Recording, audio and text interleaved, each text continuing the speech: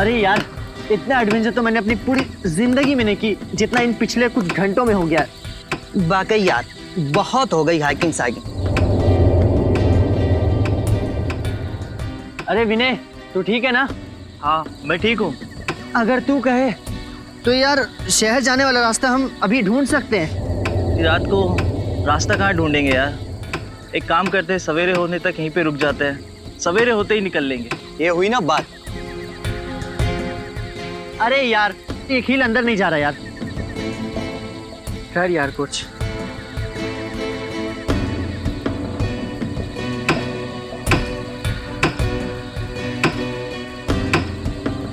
मुझे लगता है नीचे पत्थर दबा हुआ है, पहले उससे निकाल लेते।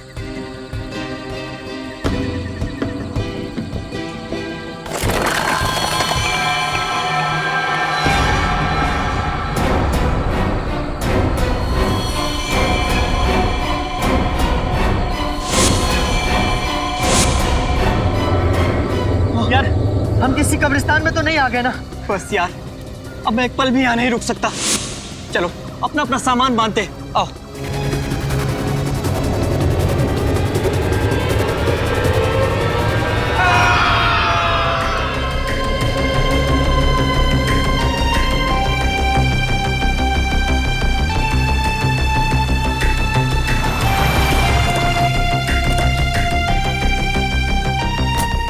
आइए सर, आइए। चलिए।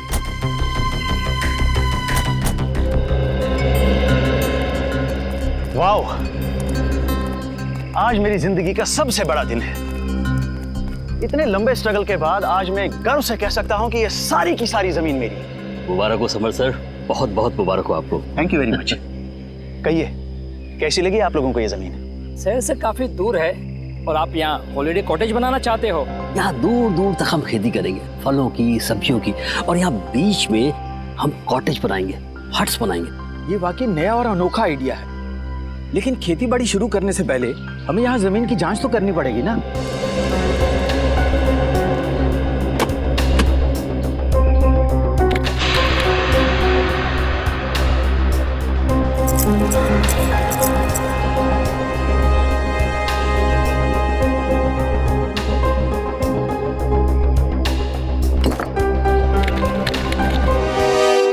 तो जसवीर, तुमने अपने 3 दोस्तों को कल शाम को यहाँ पे छोड़ा था और उसके बाद से उनका पता नहीं चल रहा है। हाँ सर, उन्होंने कहा था कि सुबह 6 बजे तक वो आ जाएंगे सर। मुझे काफ़ी फिक्र हो रही है सर। वो लोग जब बहुत ज़्यादा लेट हो गए तो मैंने प्रिंसिपल साहब को इन्फॉर्म किया सर। सर, मैंने सुना है ये बहुत ही खतरनाक इलाका है। यहाँ लोग अक्सर गुम हो जाते हैं और लूटपाट भी बहुत होती है। सर मैडम बिल्कुल सही कह रही है, इसलिए मैं ये 2 गाइड्स मार्को और दीपिका को आपके साथ भेज रहा हूँ ताकि वो उन्हें ढूंढने में ये आपकी मदद करें। मार्को और दीपिका, आप लोग तो इस इलाके से अच्छी तरीके से परिचित होंगे ना? जी हाँ, हम दोनों इस इलाके को बहुत अच्छी तरह से जानते हैं। That's great. चलिए फिर देखते हैं।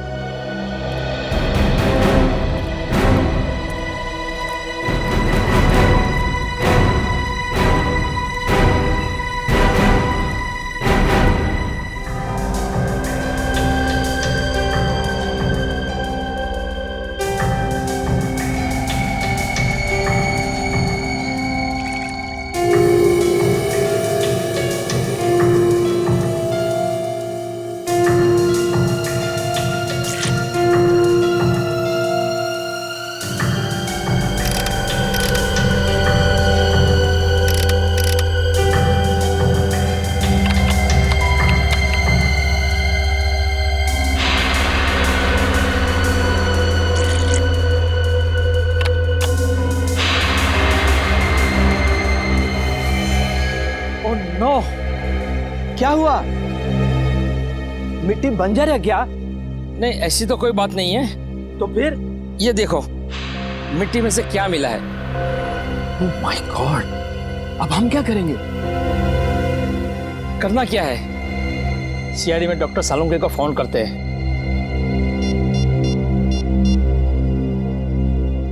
Hello doctor Salunke?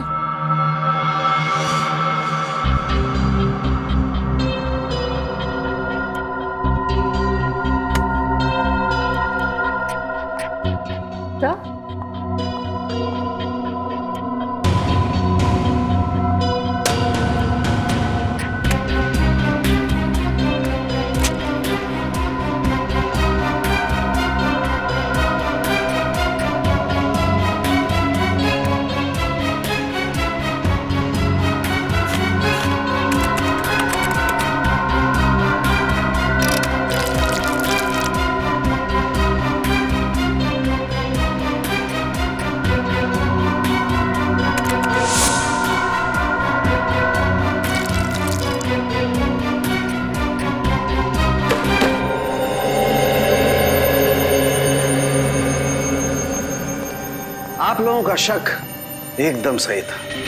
उस मिट्टी में मुझे पूरे 26 लोगों का डीएनए मिला है। आपका मतलब 26 लोगों को गाड़ा गया था वहां पे? वो जगह पे कोई कब्रिस्तान तो नहीं था? वही तो, इसीलिए तो ये मामला और भी ज्यादा गंभीर हो जाता है। कौन थे ये लोग?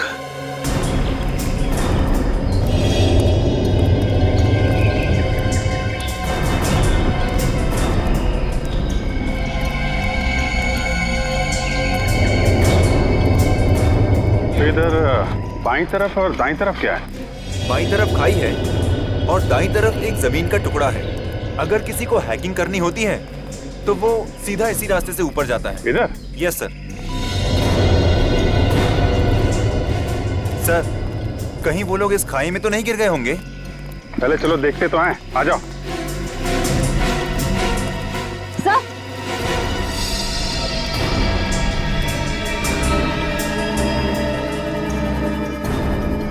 Sir ice cream. हाँ सर, वो लोग आइस बॉक्स में आइसक्रीम और जूस भी लेकर आए थे सर। मतलब यहीं कहीं खाना वाना खाया है लोगों ने। ठीक है, ये आइसक्रीम का कप, प्लेट, मतलब यहाँ पे बैठ के उन लोगों ने खाना खाया है। यहीं कहीं आसपास टेंट वेंट लगा के आराम भी किया होगा। यहाँ आसपास कोई ऐसी जगह है जहाँ पे टेंट लगाया जा सके? यस सर, उस तरफ। चलो देखते हैं।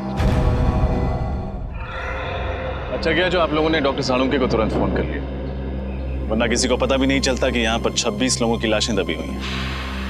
सर, ये लाशें किसकी हो सकती हैं? और यहाँ पे कैसे है? ये तो इस जमीन का मालिक समर्थ ही हमको बता सकता है।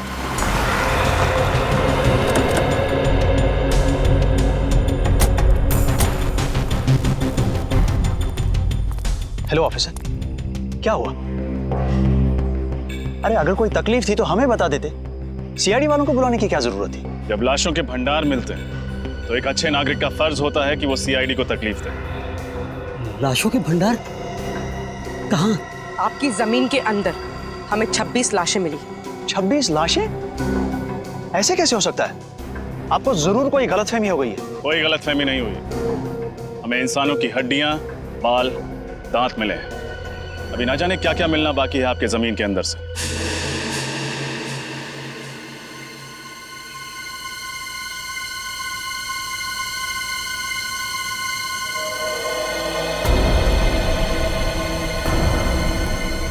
भैया यहाँ लेके आओ।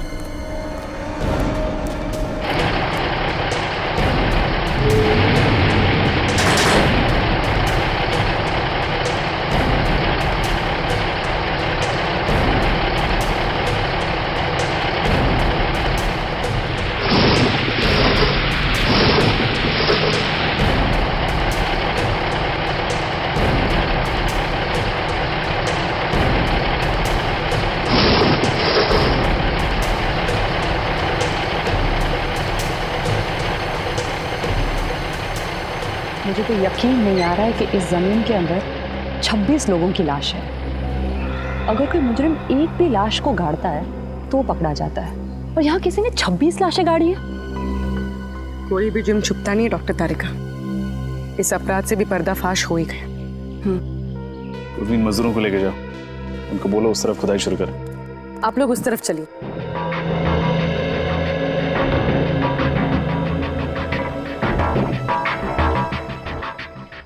सर। हाँ बोलो। गलती से भी रिश्वत देने का ख्याल अपने दिमाग में मत लाना। सीआईडी के सामने तुम्हारी दाल गलने वाली नहीं है। वो बात नहीं सर, आप हमें गलत समझ रहे हैं। दरअसल क्या बात है? मैं इस जमीन का मालिक नहीं हूँ सर। तुम मालिक नहीं हो तो कौन है? पता नहीं सर। पता नहीं मतलब? मैं आपको बताता हूँ सर। दरअसल हम सुनसान और अनजान जमीन पर कब्जा कर लेते हैं, उसके बाद उस जमीन को दूसरों को बेच देते हैं, या फिर वहाँ पर मकान या दुकान बना देते हैं। What? हाँ सर, हमें नहीं मालूम था सर। इस जमीन पर कब्जा करने के बाद हमें मुनाफा के बदले जेल की सलाखें मिलेंगी सर। सर हमें बचा लीजिए सर। मुजरिम अक्सर पकड़े जाने के बाद लेखक बन जाते हैं, दिलचस्प कहानियां सुनाने लगते हैं। तुम्हारी भी अच्छी है। नहीं नहीं सर, ये कहानी नहीं है, ये सच्चाई है सर। आप ये जमीन के पेपर देख लीजिए सर। आप किसी भी अच्छे वकील को दिखा लीजिए, वो यही कहेगा कि ये नकली पेपर से। जब तुम्हारी कहानी सच्ची भी है, तुम्हें जेल तो जाना ही पड़ेगा।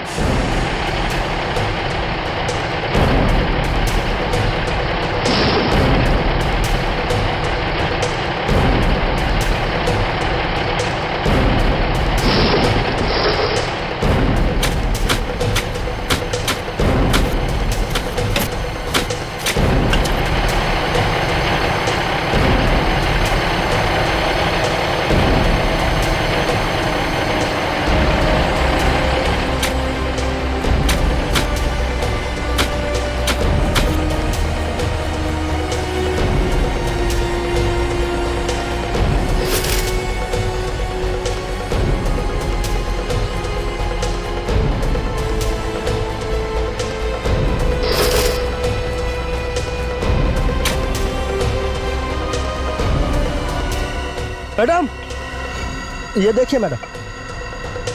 कंकाल सर,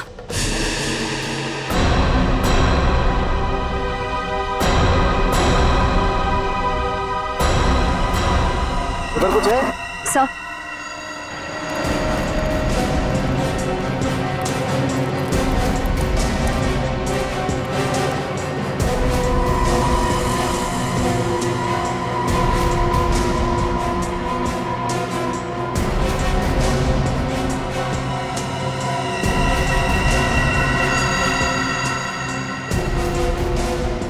ये देखो, एक और बैग। सर शायद ये लोग यात्री होंगे, लगता है इनके सामान में कोई आईडी वगैरह हो। बिल्कुल, चेक करते हैं।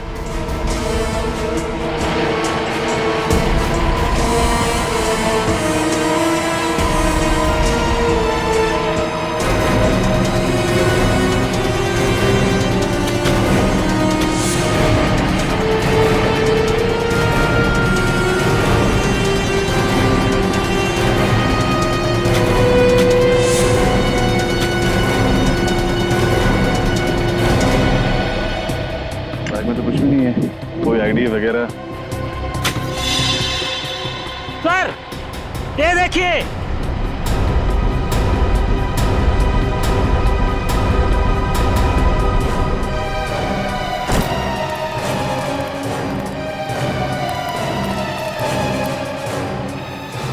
सर, ये देखिए नीम का पत्थर।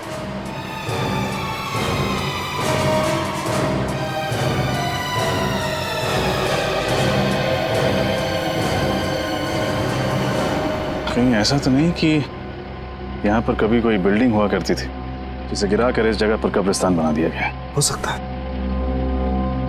पता नहीं वो कौन सी मनहूस घड़ी थी जब हमने इस जमीन पे बुरी नजर डाली, लेने के देने पड़ गए।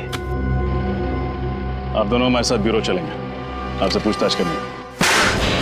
जमीनों के घोटाले करने के लिए तुम दोनों को गोल्ड मेडल देना चाहिए, गोल्ड मेडल। जाने कितने जमीनों पर गैर कानूनी कब्जा किया तुम लोगों ने, और कितने लोगों को वो जमीनें बेच भी दी। माफ कर दीजिए सर, गलती हो गई। अब हम ऐसी धांधलेबाजी फिर कभी नहीं करेंगे। अरे धांधलेबाजी तो तब करोगे ना जब जेल से छूटोगे। अब आइंदा हम धांधलेबाजी नहीं करेंगे। खज्जर फर्म्स के बारे में बताओ, किसके नाम पर है वो जमीन? बताओ जल्दी। हम सच कह रहे हैं सर, हमें कुछ भी नहीं मालूम। हम तो ऐसे ही जमीनों पे कब्जा कर लेते हैं जो लावारिस होती है। फिर भी कब्जा करने के पहले तुमने रजिस्ट्री ऑफिस से पता किया ही होगा ना कि ये जमीन किसके नाम पे? किया था, और रजिस्ट्री ऑफिस में कुछ महीने पहले आग लग गई थी, जिसकी वजह से इस जमीन के सारे डॉक्यूमेंट्स चल गए थे। हाँ सर, और जब हमें पता चला कि इस जमीन के आगे पीछे और कोई नहीं है, यहां तक कि इसके पेपर्स भी नहीं है, तो हमने तुरंत इसके ऊपर हक जमा लिया। सर, ये रही रजिस्ट्रेशन ऑफिस में लगी हुई आग की रिपोर्ट।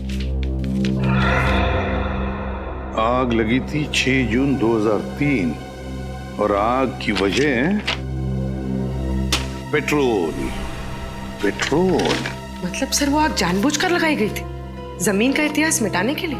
हाँ पूर्वी, जानबूझकर लगाई गई थी, क्योंकि खूनी जानता था कि एक न एक दिन वो सारे कंकाल जमीन के नीचे से ऊपर आएंगे। इसलिए अपने आप को बचाने के लिए उसने ये रास्ता ढूंढा था। ये पता लगाना चाहिए कि उस नींव के ऊपर वो जो कंक्रीट का कंस्ट्रक्शन मिला है ना, वो ढांचा, उस पर पहले क्या बना हुआ था।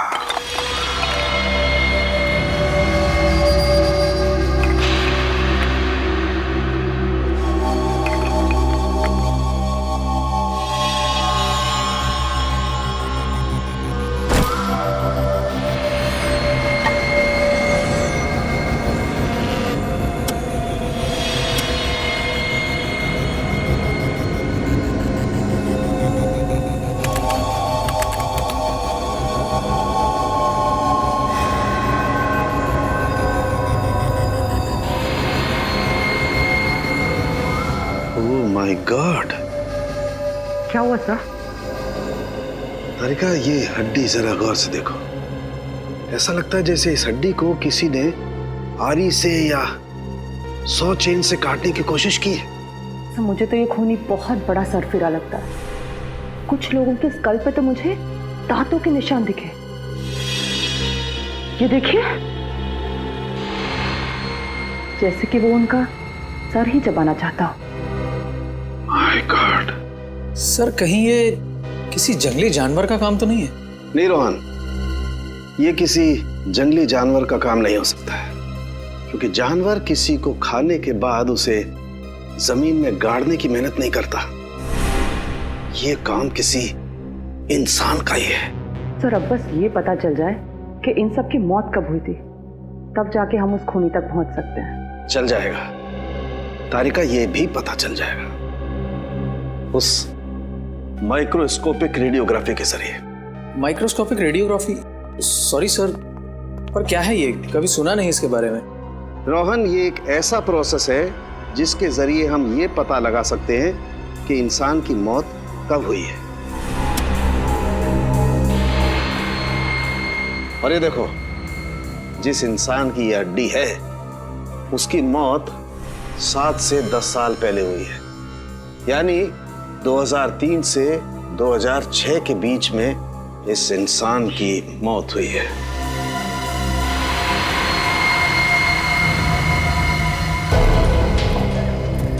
और कितनी दूर चलना पड़ेगा अभी?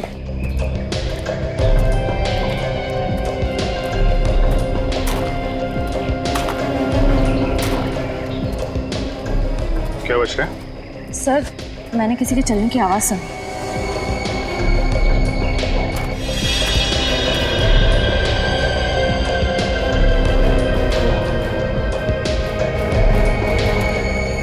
यहाँ तो कोई नहीं दिख रहा। सर, शायद मेरा वहम होगा। इतना सारा खून। ये जितने भी कंकाल हैं, इनमें से कुछ लोग विदेशी हैं, जैसे एशियन, कॉकेशियन, अफ्रीकन वगैरह वगैरह। पर सर, ये सब कैसे पता चलता है? पूर्वी, इंसान की खोपड़ी सब कुछ बता देती है। उसके सर की बनावट, उसकी जबड़े की हड्डी, उसकी नाक की हड्डी की स्थिति, इस सब से उसके रूट्स के बारे में पता चल जाता है। खूनी तक पहुंचने के लिए हमारा ये जानना बहुत जरूरी है कि ये सब कौन है, इनकी पहचान क्या है। आरव का तो अभी तक पता नहीं चल पाया, लेकिन ये दोनों जरूर स्पोर्ट्समैन रहे होंगे, रनर या कोई एथलीट।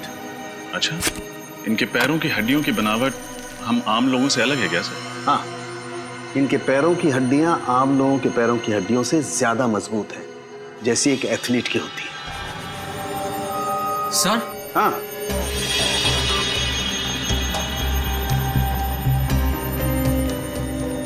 क्या हुआ? सर, इस लड़की के सामान में से ये मुझे कुछ बीज मिले हैं।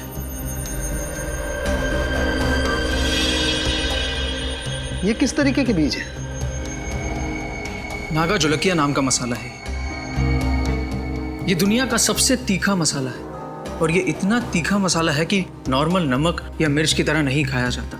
तकरीबन हजारों लाल मिर्च की ताकत इस थोड़े से मसाले में है।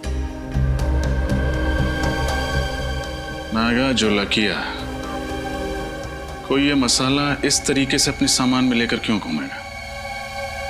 कहीं ये लड़की कोई रिसर्च वगैरह तो नहीं कर रही थी? खून का सैंपल ले लो श्रेया। बच्चों के माँ बाप के डीएनए के साथ मैच करके देख लेंगे।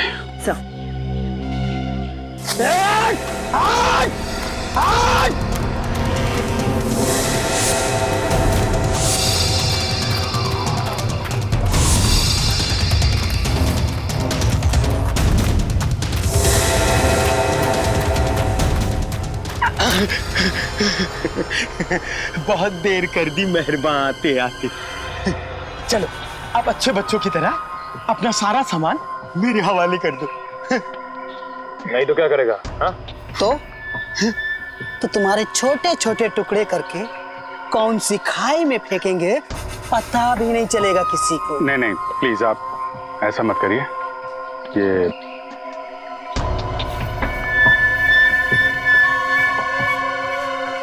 सीढ़ी और सामान चाहिए आप लोगों को?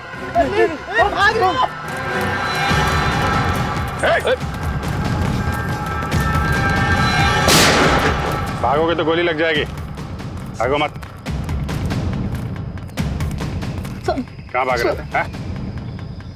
हमें माफ कर दो साहब।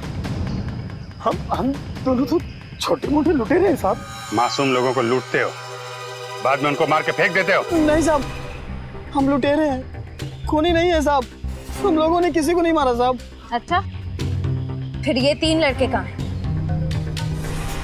क्या किया तुम लोगों ने इनके साथ? कुछ भी नहीं किया, उल्टा उन लोगों ने हम लोगों को मारा। तो उस पेड़ पे वो खून तुम्हारा है? वो खून तो इस वाले लड़के का साहब। मारपीट के दौरान थोड़ी सी चोट लगी थी साहब। किस तरफ गए वो लड़के? जेल की तरफ। झील की तरफ। चलो दिखाओ। मैं होल्ड करता हूँ। हाँ जल्दी बोलो।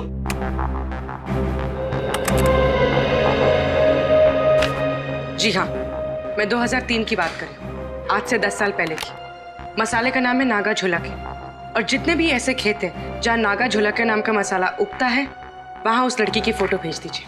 और हाँ, एग्रीकल्चर इंस्टीट्यूट्स में भी।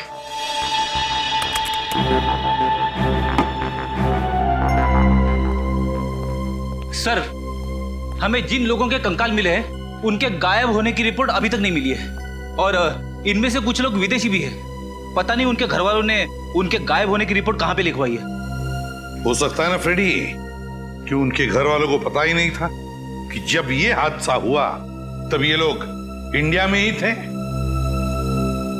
लेकिन एक खज्जर फार्म से ही पता चलेगा कि ये सारा चक्कर क्या है। सर, एक बात बड़ी अजीब है, खज्जर फार्म के आसपास दूर दूर तक कोई भी जंगली जानवर नहीं है, तो लोगों को मार कौन सकता है उनके मांस के लिए? सर, कहीं कोई आत्मा नरबक्षी तो नहीं है? वो चाहे कोई भी हो, फिर चाहे फ्रेडी, वो तुम्हारी आत्मा ही क्यों ना हो, अब नहीं बचेगा ये हमारे हाथों से। ये रही झील।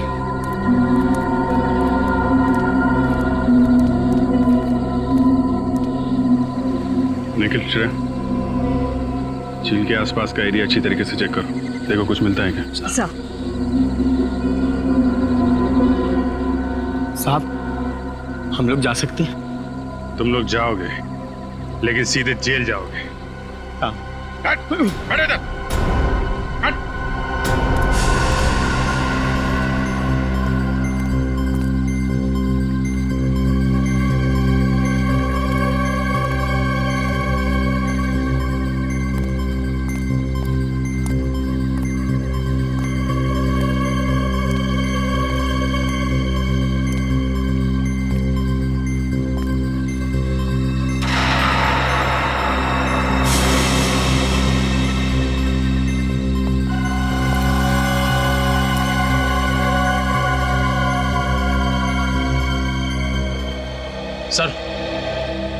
सर, ये टॉल मिला है सर, इस पे खून लगा हुआ है। जरूर ये किसी घायल लड़के का ही होगा।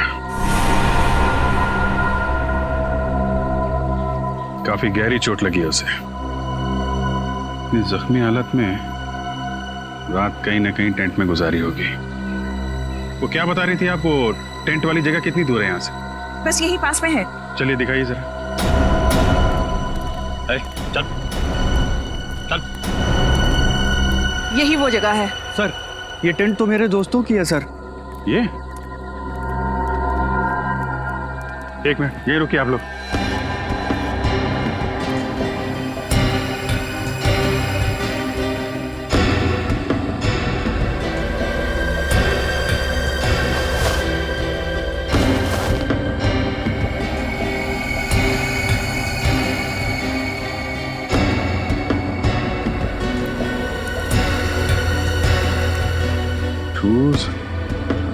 टूटे हुए टेंट, बिखरा हुआ सामान, क्या हुआ क्या यहाँ पे? सर उन्हें कुछ हो तो नहीं गया होगा सर? सर हो सकता है ये किसी जंगली जानवर ने हमला किया। पर सर इस इलाके में तो कोई जंगली जानवर है ही नहीं। जानवर नहीं है तो फिर ये सब?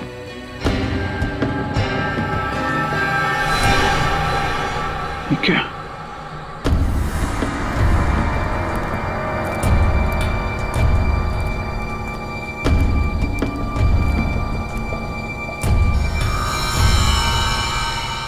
बहुत सारा खून है।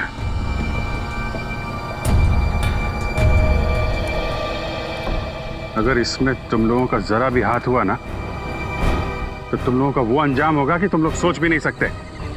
श्रेया, सबको जेल में डाल दो, ले जाओ। चलो चल।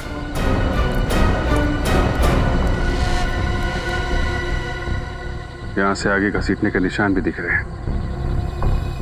देखते हैं ये निशान कहां लेके जाते हैं।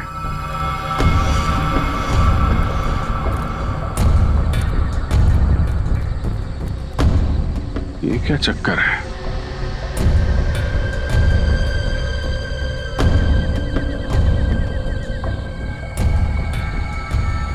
एक मिनट आप लोग यहीं पे रुकिए। सर मिट्टी काफी ढीली लग रही है, ऐसा लग रहा है हाल फिलहाल में खुदाई हुई है। मामला गड़बड़ लग रहा है।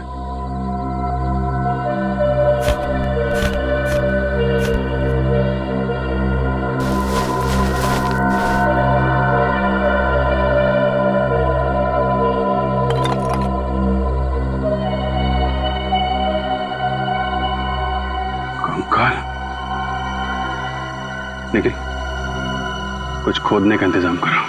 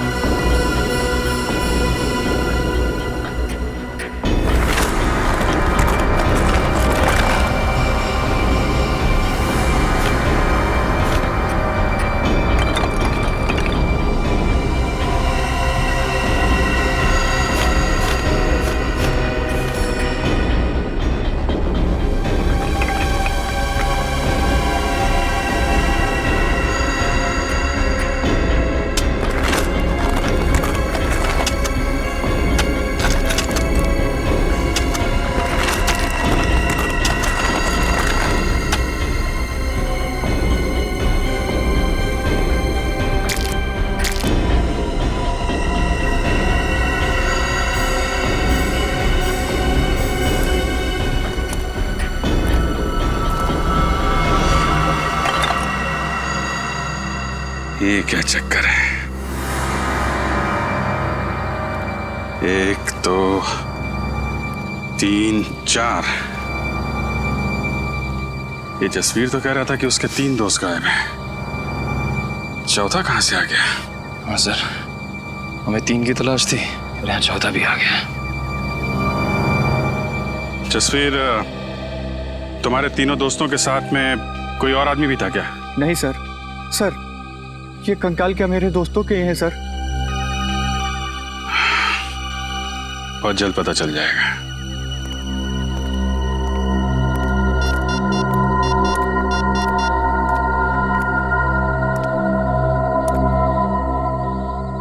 तारिका जी, आपको जंगल में आना पड़ेगा।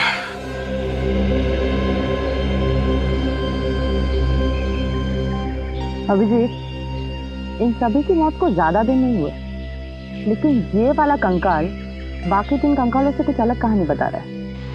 ये बात तो है डॉक्टर तारिका, ये कंकाल इन तीनों कंकाल से अलग तो है। इन सब की जो खोपड़ियों का साइज है वो लगभग आम इंसान जैसा है, लेकिन इसकी खोपड़ी का साइज इतना बड़ा। ये आम इंसान की तरह नहीं लग रहा है। डॉक्टर तारिका, इनकी मौत कैसे हुई होगी? श्रेया,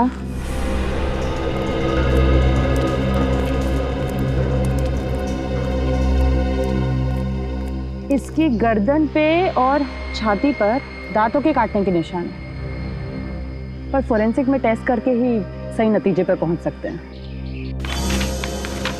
खजर फर्म से मिली फाउंडेशन के अनुसार ही मैंने ये ब्लूप्रिंट तैयार किया। काफी बड़ी जगह है ना? जी सर, इसको देखकर नहीं लगता है कि ये किसी का घर या ऑफिस होगा। 2 स्विमिंग पूल की जगह छोड़ी गई है सर। 2 स्विमिंग पूल तो किसी होटल या रिसोर्ट में ही हो सकते ना? बिल्कुल सही कहा आपने। इसे देखकर लगता है ये जरूर कोई होटल या रिसोर्ट होगा, क्योंकि कॉरिडोर की जगह भी छोड़ी गई है। और ये यहाँ पर हमें सबसे ज्यादा लाशें मिली इस एरिया में। यहाँ क्या हो सकता है? मुझे लगता है सर ये होटल या रिसोर्ट का गार्डन हो। कोई होटल या रिसोर्ट, कोई होटल या रिसोर्ट जहां पर लोग रहने जाते थे पर जिंदा वापस नहीं लौटते थे। डॉक्टर तारिका, एक बात समझ में नहीं आ रही। आप कह रही हैं कि इनको मरे हुए ज्यादा दिन नहीं हुए, तो फिर इनके शरीर से खाल और मांस कहाँ गया? इन गड्ढों में हमें खाल का एक छोटा सा टुकड़ा भी नहीं मिला है। नहीं अभिजीत, एक टुकड़ा है यहाँ पे।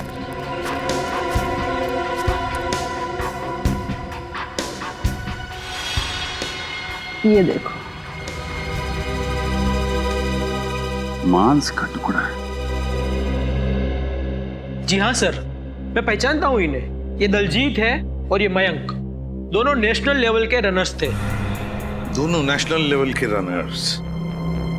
पर हुआ क्या? गायब कैसे हो गए ये? सर 10 साल पहले अप्रैल 2003 में मुंबई में एक इंटरसिटी टूर्नामेंट हुआ था। ये दोनों उसी में भाग लेने आए थे। टूर्नामेंट खत्म होने के बाद हम लोग तो उज्जैन वापस चले गए, लेकिन ये दोनों माथेरान घूमने जाना चाहते थे। फिर? सर इन लोगों ने रिक्वेस्ट की थी कि ये 2-3 दिन में वापस आ जाएंगे, लेकिन इनकी कोई खबर नहीं आई। इस लड़की को तो आप जानते ही हैं ना? हाँ सर, ये रिया है। ये पंचगनी गई थी हाइब्रिड प्लांट के रिसर्च के लिए। मुंबई रुकने का इसका कोई प्लान नहीं था, पर शायद उस रात काफी हाईवे पर जाम था, इसलिए मजबूरी में यहाँ इसे रुकना पड़ा।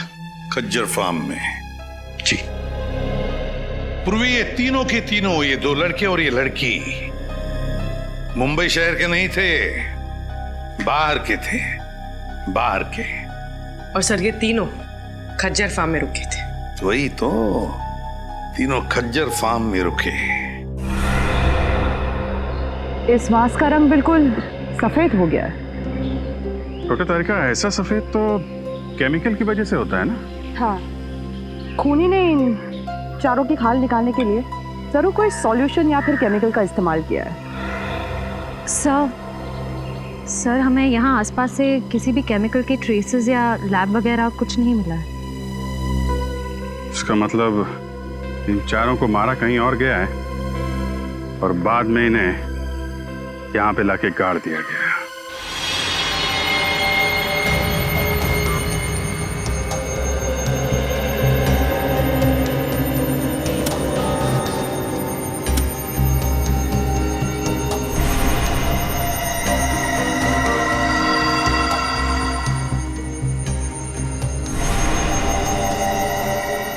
अब तक तो आप लोग इंसानों की लाश, इंसानों के कंकाल लाया करते थे, लेकिन इस बार आपने सारी हदें पार कर दी। क्यों नॉट सर? ये कंकाल भी तो इंसानों के ही हैं। हाँ हैं, वो तीनों कंकाल इंसानों के हैं, लेकिन ये चौथा कंकाल जानते हो किसका है? किसका है sir? Pavilion man. Alien man? क्या मतलब? देखो, इंसान को इंसान बनने के लिए कई स्टेजेस से गुजरना पड़ा है, ये तो सबको मालूम है। ये पेलियन मैन इंसान बनने से पहले वाली स्टेज है। अरे बाप रे, ये तो बड़ा ही खतरनाक है। हाँ फ्रेडी, ये बहुत खतरनाक भी है और बहुत ही ज्यादा शक्तिशाली भी है। इन तीनों लड़कों को उस पेलियन मैन ने मार के खाया है, मार कर खाया है अपनी भूख मिटाने के लिए। तो ये जीव नरभक्षी होते हैं, मैन ईटर्स। हाँ पूर्वी, तभी तो इनके दांत हमारी तरह नहीं होते, बिल्कुल बड़े और नुकीले होते हैं। दिखाती हूँ।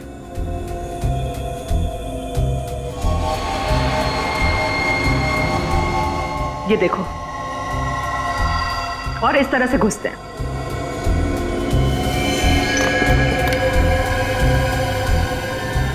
सर, हमें तो लगा था ये किसी जंगली जानवर का काम है।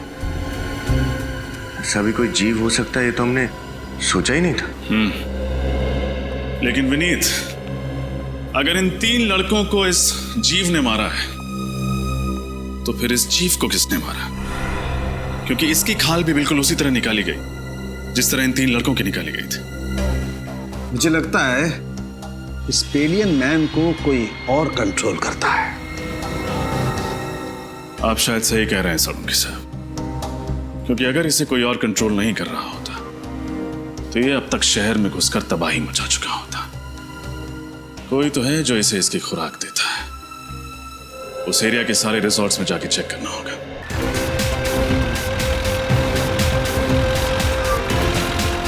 सर, ये रिसोर्ट और कितनी दूर है? बस थोड़ी देर में आ जाएगा, वो देखो।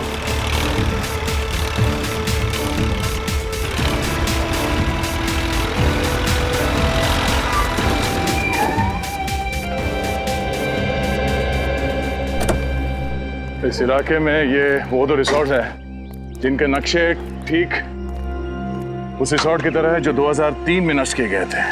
अब सर, उन तीनों लड़कों का और उस आदि मानव का कंकाल भी तो हमें आसपास के एरिया में से ही मिला था ना। फिर रिसोर्ट में जाने से खतरा हुआ तो? फ्रेडी, खतरा है इसीलिए तो जाना है। ये देखो, दोनों रिसोर्ट्स में खुफिया रास्ते हैं। एक रास्ता ये तहखाने की तरफ जाता है और ये दूसरा रास्ता रिसोर्ट से बाहर निकलता है। ये जो कोई भी जीव है जिसने इतना आतंक मचा रखा है, उसे इस रिसोर्ट के किसी खुफिया कोने में पाल पोस के बड़ा किया गया होगा। हाँ सर, कोई तो है जो अपने फायदे के लिए इस जीव का गलत इस्तेमाल कर रहा है और खून की नदियां बहा रहा है। एग्जैक्टली।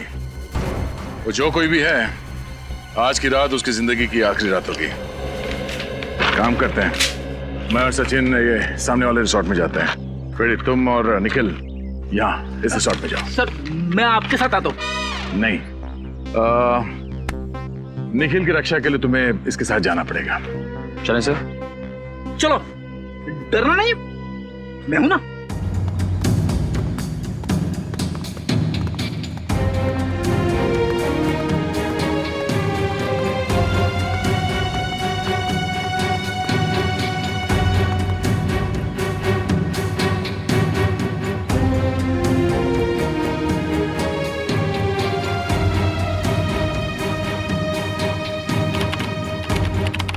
कमाल है, हमें तो लगा था उन 3 लड़कों के हादसों के बाद हमारा बिजनेस कुछ दिनों के लिए ठप हो जाएगा।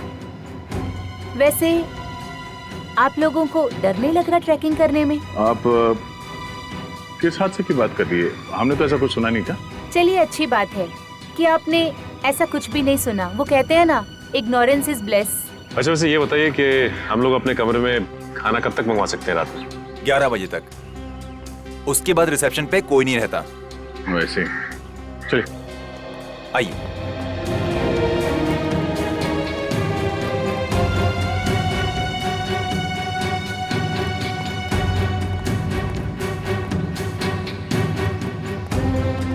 सर, मुझे इनके तौर तरीके यहाँ कुछ ठीक नहीं लग रहे हैं। तू फिक्र मत कर निखिल, दया सर ने भेजा है मुझे तेरी रक्षा करने के लिए। मैं तेरी मूंछ का एक बाल भी बाका नहीं होने दूंगा। लेकिन सर, मेरी तो मूंछ ही नहीं है। तो उगानी चाहिए थी ना। अब ये भी मुझे समझाना पड़ेगा तुझे। अरे 11:30, चलो।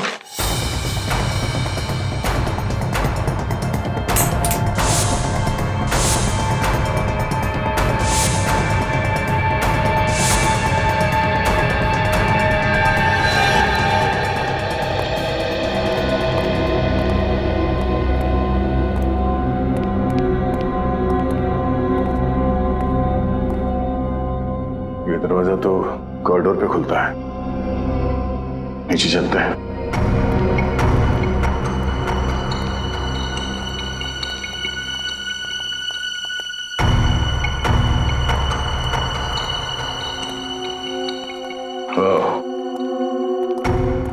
लगता है ये खुफिया रास्ता है। हाँ सर, तहखाने में तो कुछ मिला नहीं था। हो सकता है यही दरवाजा हमें मुजरिम तक पहुंचा दे।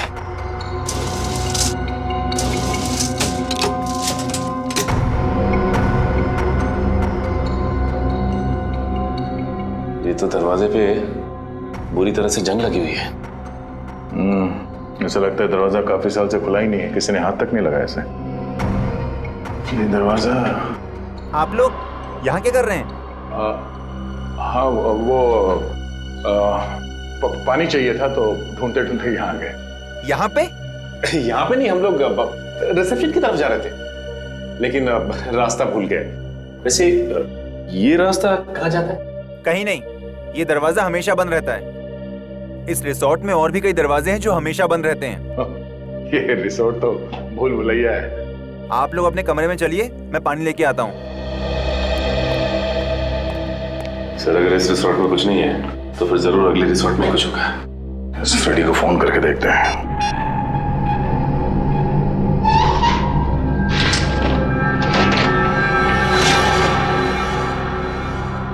अरे बाप रे, कितना अंधेरा है यहाँ पे। ना तो कोई बल्ब है और ना ही ट्यूबलाइट। लगता है फ्रेडी का मोबाइल नेटवर्क एरिया में नहीं है, लग नहीं रहा। सर एक मिनट, मैं निखिल का ट्राई करता हूँ। ये यहाँ पे दरवाजा है। नहीं लग रहा सर। एक काम करते हैं, वहीं चल के देखते हैं।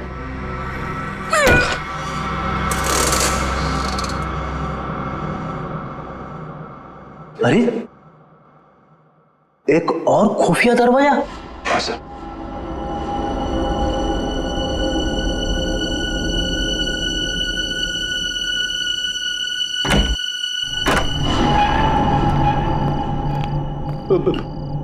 मैंने सुना है अक्सर ऐसी बंद अंधेरी जगह पे आत्माएं होती है।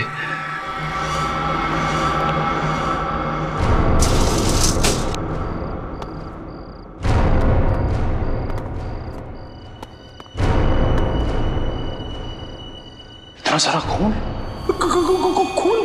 खूनी आत्मा। सर खूनी आत्मा नहीं, नरबख्शी जीव। सर उन मुजरिमों ने उस नरबख्शी जीव को यहीं छुपा रखा है और अपने गुनाहों को अंजाम दे रहे हैं। ये चाकू, ये हड्डियां, ये खून, सर मुझे पूरा यकीन है वो नरबख्शी जीव यहीं पे है सर, यहीं पे। मगर है कौन वो जिसने इस नरभक्षी जीव को पाल के रखा है? उसे जरा भी डर नहीं लगा कि अगर इस नरभक्षी जीव ने उसे ही खा लिया तो? ये क्या है सर?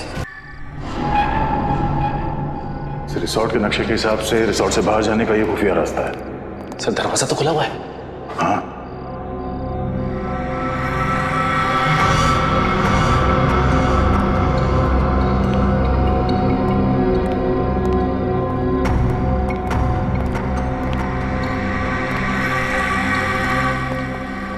दो पलंग? हाँ, दोनों पलंग पे चेन है उस नरभक्षी जीव को बांधने के लिए। एक जीव दो पलंग, अब ये नया क्या चक्कर है? ये कैसी आवाज है? किसी जानवर की आवाज लग रही है। सर दो पलंग, कहीं ऐसा तो नहीं यहाँ पे दो नरभक्षी जीव है?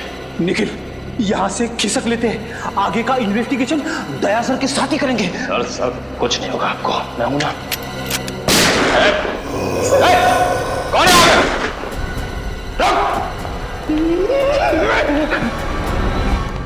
ये गेट खुला है। सर फिर तो फ्रेडी और निखिल इतनी गए होंगे। हाँ निखिल, सही देखिए, हड्डी और ये खून? Oh no.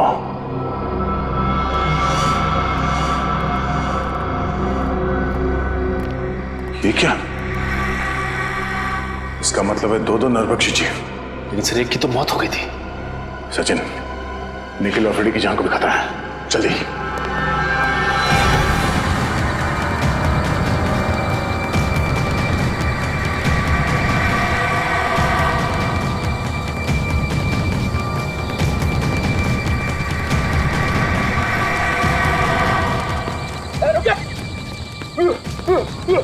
भागना मत वरना गोली चला दूंगा। रुक।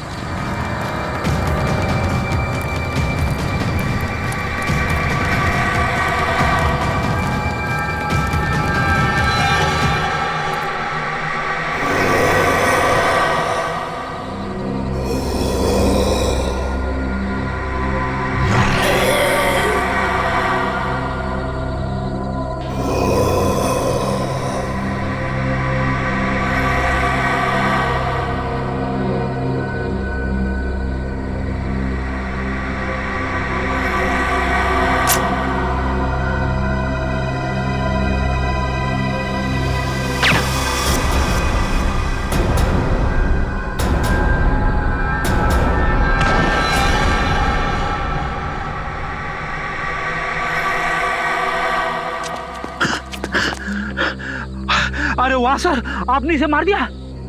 नहीं फ्रेडी, सिर्फ डांट से बेहोश किया इसे। अच्छा हुआ सर आप लोग आ गए, वरना आज मेरी वाइफ का सुहाग उजड़ने वाला था। हट जाओ तुम लोग, हट जाओ वहां से। लगता है इस जीव का मालिक मैदान में निकल ही आया। इसी वक्त का तो इंतजार था हमें।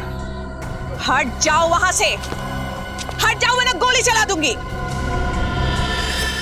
अरे सर ये तो दीपिका है। हट जाओ। गन नीचे करो। निकल जाओ यहाँ से। गन हटाओ, गन नीचे रखो। मैं कहती हूँ हट जाओ वरना गोली चला दूंगी। दीपिका गन नीचे करो। मैंने कहा हट जाओ यहाँ से। सचिन।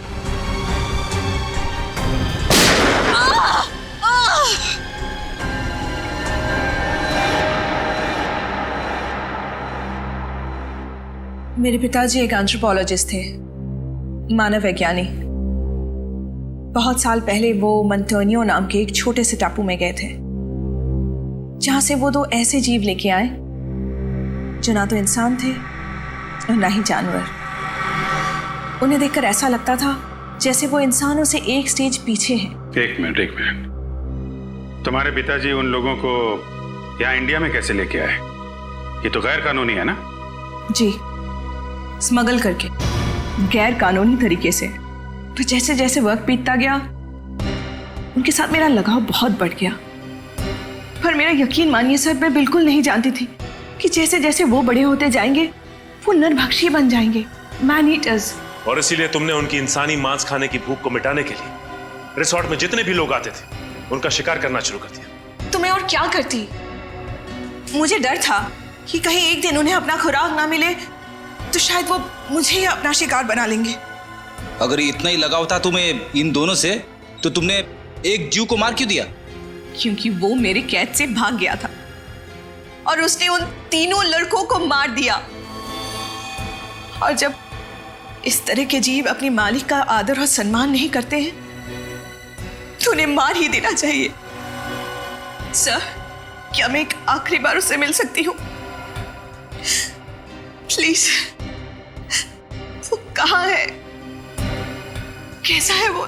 उसे हमने एंथ्रोपोलॉजी डिपार्टमेंट भेज दिया है, वो लोग तय करेंगे उसके साथ क्या करना है। लेकिन तुमने बहुत बड़ा गुनाह किया है। न जाने कितने मासूम लोगों की जान गई है तुम्हारी वजह से।